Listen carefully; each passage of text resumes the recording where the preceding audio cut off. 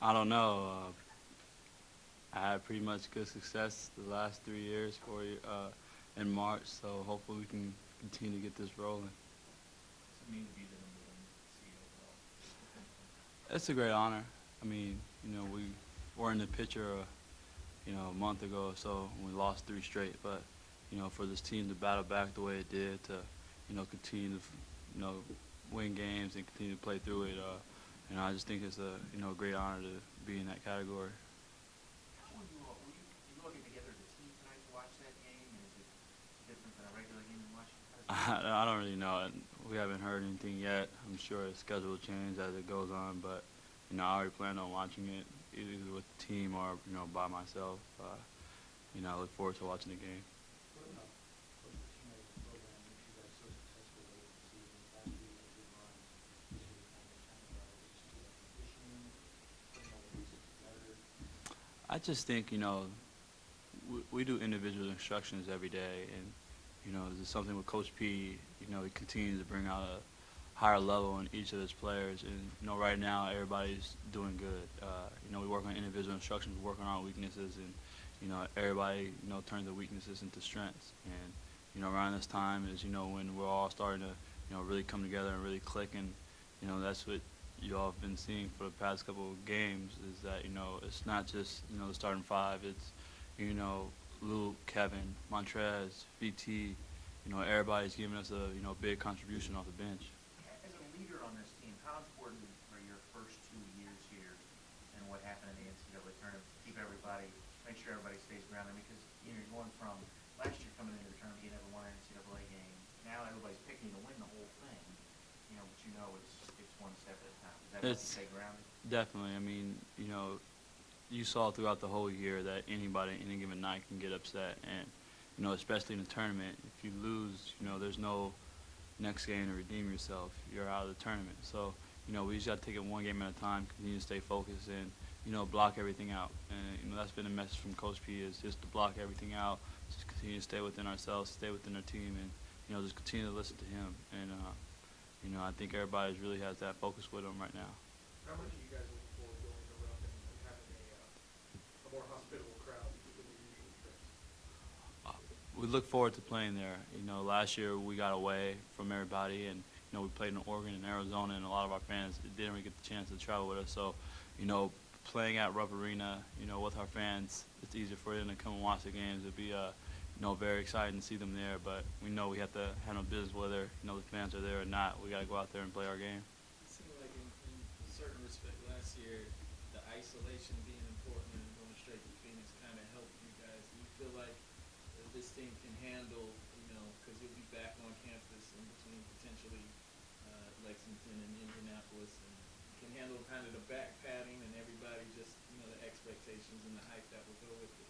I think everybody can. I think we have a good core group of guys that are grounded, are humble, and can for the most part be reliable and keep themselves contained. And being away, it did give us time to be ourselves and be with the team. But for the most part, we're with our team when we're back home anyway. So I think we'll try to continue to block out the distractions and just continue to focus on the game. You're sort of the foundational piece of this team, the first one been here all 4 years. What have you learned as you watch Coach Pitino put this team together? Just how he recruited. I mean, a lot of people didn't really, accept the class that he brought in with Russ and Gorey. They didn't really know too much about them, and just the way that they came along. I mean, they're arguably our 2 best players right now, and so just the way he's just been putting a group of good guys together of character. That's what he went on and recruited.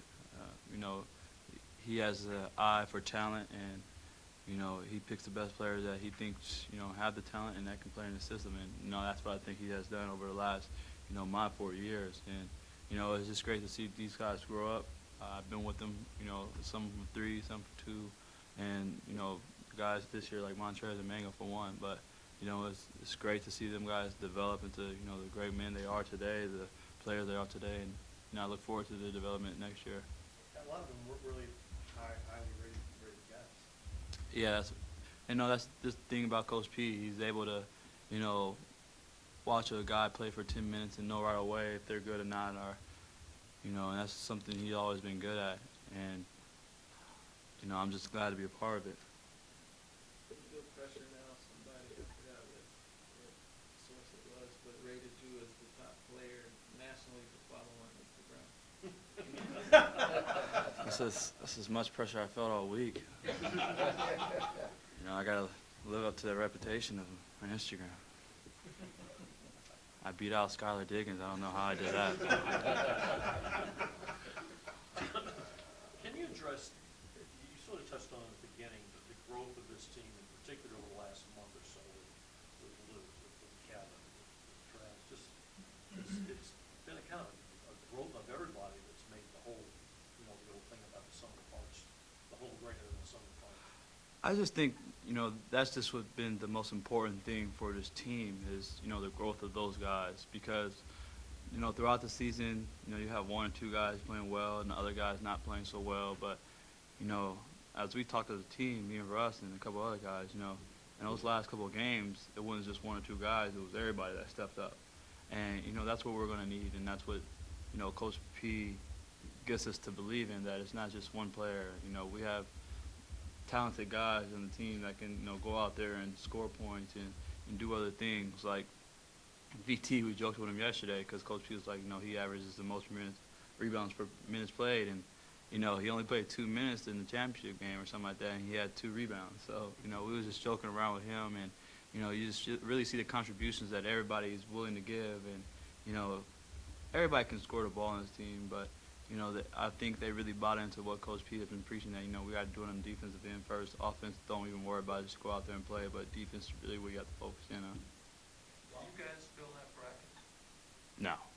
I don't think anybody has filled out a bracket. I know people who have, my girlfriend and her family, but no, I don't think anybody filled out a bracket. Did your girlfriend and her family take it away?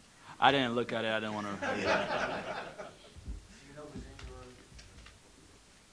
region, because of the tough Michigan State and all that? You see paths that could take you to the Final Four now. Do you think it's challenging versus the other regions? I think it's definitely challenging, but I think, you know, this NCAA tournament is, you know, challenging for everybody. And, you know, throughout the year, I was watching other teams play, and you see some of the good teams fall off. You're just like, man, it's going to be even tougher in the tournament because you see all these good teams lose by 1, a buzzer beater, and that's going to just lower the seeds. But, I mean, it's just going to make it tougher for the tournament. But I think in all, you know, we're focusing on, you know, our games right now, you know, Liberty and North Carolina A&T, and, you know, they're both good teams. They both made the tournament. I mean, Liberty is one of the highest teams. You know, they lost, like, you know, the first 2 out of 8 and then 1 out of 10, then just went on a crazy run. So, you know, they're hot right now. They're playing with a lot of confidence. And then, you know, North Carolina A&T, they're playing great right now also. So, you know, we have a lot to watch on film, and we just can't look forward. We got to just continue to focus on the game before us.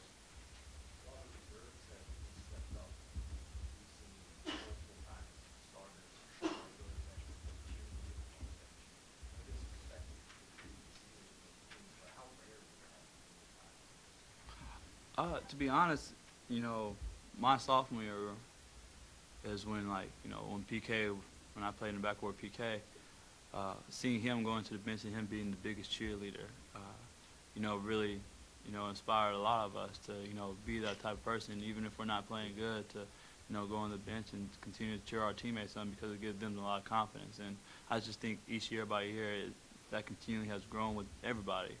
You know, last game you saw Shane, the first one off the bench, you know, cheering and running on the court and, you know, high-fiving Trez and everybody. And, you know, it's just things like that. It just really, you know, brings your team closer, you know, all together because, you know, if you let your ego get in the way, then, you know, he could have continued to sulk on the bench and then not play well in this next game. But, you know, he was the happiest person if you see him in the locker room. And, you know, he's that like he just had 30 and 20 that game. So, you know, for this team to continue to grow that way and to continue to support each other is really going to be big for us.